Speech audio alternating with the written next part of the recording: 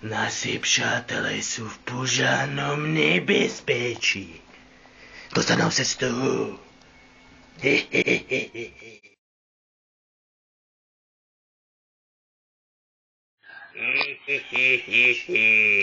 Dostanou sa z toho.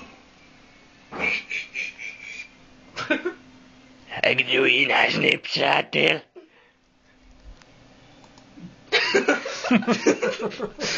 Ideme ďalej.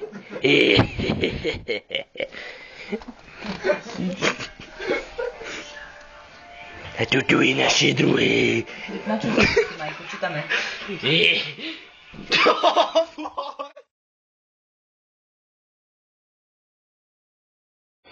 Mišo, 240?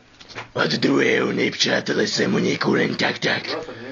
A ich oběťou bylo můj milovaný zajaček Frodo.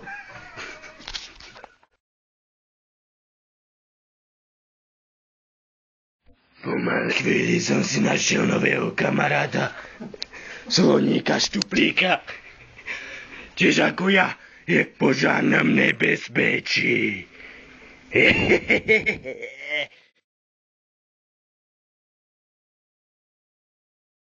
Po malej chvíli som so sloníkom Štuplíkom prišiel od chodbe a číhame po kolisti. No, naučiť sa na.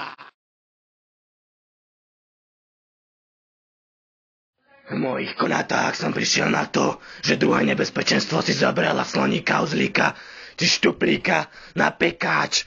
Snažil som sa ho zachrániť, ale nešlo to, pretože mala veľmi dobré reflexy.